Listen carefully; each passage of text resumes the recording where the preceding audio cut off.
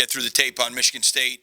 As I said on Saturday, guys played hard, not very well on offense. That obviously was an issue. We really struggled to execute, in the run and the pass game in a lot of different ways. But things that we'll work on. I was really proud of the defensive effort. I thought we had a couple really big fourth down stops there, big turnover in the red zone to kind of keep us in the game. And I think on special teams, Adam has continued to really just amaze people with his ability to pin the ball inside the 5-yard line. So all good things. Otherwise, it's been a pretty quiet couple days, so we'll get going. It's been a pretty hectic couple 24, 36 hours around here. What was your message to the team, I guess, yesterday and then today, if you've met with them, with everything that's kind of going on? Well, we met with him yesterday. Pretty much, I just talked to him about, focusing on this week and finishing and staying together. And that's the biggest thing is, always trying to talk about controlling the things that you can control, right, and worrying about the things you can control. And, most of this stuff is not within their control or mine. So, we're just going to work on going out and trying to have a great week of practice, enjoying the last week of playing football together. They had a great opportunity to play football in the Big Ten in a great venue. So really just try and focus on that. And, the kids, we had a dinner together last night. It was really good. So, hopefully these guys just can stay positive and keep doing the right thing, which I've been really proud of them doing that over the last 8 weeks. You start to see guys entering the transfer portal. How do you address that? Do you address that with the team? And what do you kind of tell them about the future of Rutgers football? Well, the first thing I did address it yesterday. I pretty much said it. I know that that's going to happen. And, there's a mix of guys because we have quite a few walk-ons that are in that kind of exploring the opportunity of possibly getting a scholarship. And then, some other guys are looking at, maybe I'm better fit at a level down. So, I understand those things. There are probably some other guys that, maybe want to explore other options. So, my big thing is stay together and build it together. That's a much better answer usually than kind of running to the next opportunity. Kind of look in the mirror, see what can I do to help and what can I do to, to make the team better and make yourself better. And, that's pretty much the big focus is it's very much about staying together and getting better individually and as a team. Did you let them know if they enter, he can still play this season? Was that addressed? Yeah, it really depended on the kid and where his take was. So if they're still practicing and doing things the right way, then yeah, we've played most of those guys that weren't in the redshirt situation. So, we're certainly not going to hold it against them.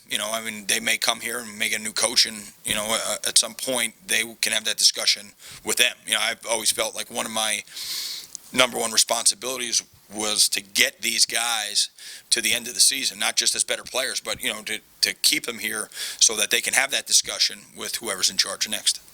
With the Greg news, did you have a reaction to it, and what was kind of your day like yesterday? Because obviously you were probably trying to concentrate on the game and having to block everything out and focus on it. Yeah, it's obviously a lot of noise, but not really anything that I have any control over. So, obviously I have said this before, I have tremendous respect for Coach Schiano and the job that he did here, and he's always been great to me. I think he's a really high character individual and a great coach.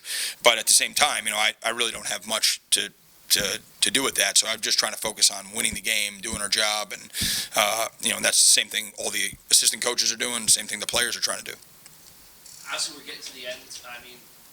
Yesterday, have you had any conversations with Pat or anyone about interviewing for the job after the season ends? No, I have not.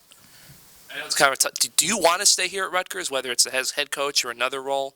Obviously, you're under contract. Is someplace that ideally you'd like to stay here and be part of the process going forward? Well, yeah, I believe in Rutgers and I believe in New Jersey football, and I believe that you can really build a really competitive,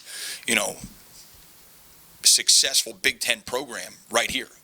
We have a ton of great players. We have a lot of great things to offer. As far as what my role would be going forward, I have no idea. That's not really up to me. I just pretty much try to show up and do my job the best of my ability every day. And, I want to do my best to care about the kids. And, I guess what the future holds, I'm not entirely in control of. And, and that's kind of the same advice I try to give the players. Obviously, 7 games in, one more to go. How do you feel the program has come? You said you want to get better each week from where you took over September 29th.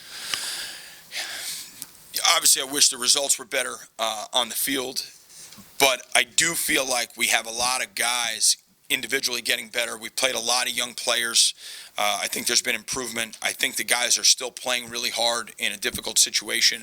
I've said many times, you're supposed to play hard. I mean, that's not, that you don't get like a badge for playing hard. But at the same time, I do feel like that's not always the way it would go. And I think this is a little bit of a rare situation to be in this position for this long. So I'm really proud of the way our kids have worked together and stayed together. And, I do think that in a lot of ways we've gotten better, especially we've had to play a lot of players that probably weren't ready to play. They've gotten experience, and, whoever comes in here to coach these guys will at least have a lot of young players that have played a lot of football at this level. How much do you think you've been able to grow as a coach this year, taking on so much responsibility?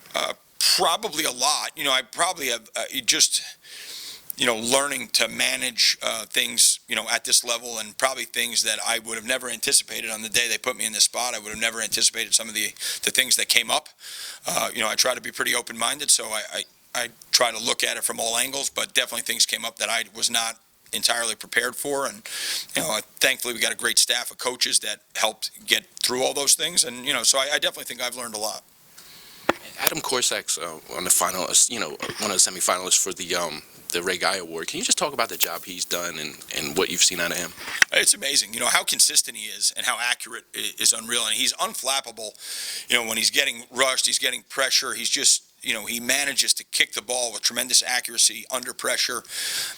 He really is a pretty unique player. I mean, where he's placed the ball, I was thinking about this during the game the other day. We punted at the end of the game, and you're like, maybe you go for this. And, he gets to go out there and drop the ball on the 2-yard line. I thought that was at least a fitting send-off to his season at home. So, he never ceases to amaze you with, his consistency, and just, it's really a level of excellence. I guess we talked about what you'd say to the players, the conversations with the assistant coaches, trying to keep them, in line for the rest of the season and motivated and whatnot. What's that been like? Well, they're pros, so they've done a great job. They really haven't needed a whole lot from me.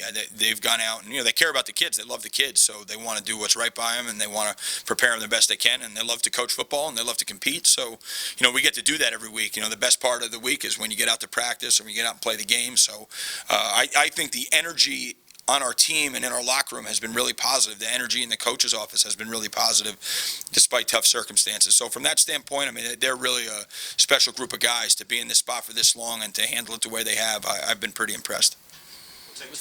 With Penn State, going up there, what do you see out of them? What challenges? And they're a pretty talented team now. The D-line is special. They've got, the linebackers. The whole defense is phenomenal. Obviously, they've proven they have 2 quarterbacks that can go out and really do it at a high level. Really dynamic skill players. The receivers are very talented. So they are a really complete team. They play hard. They're tough. So, it's a heck of a challenge, but, it's also a great opportunity for our kids. Final question. Thanks, All right, guys, thanks.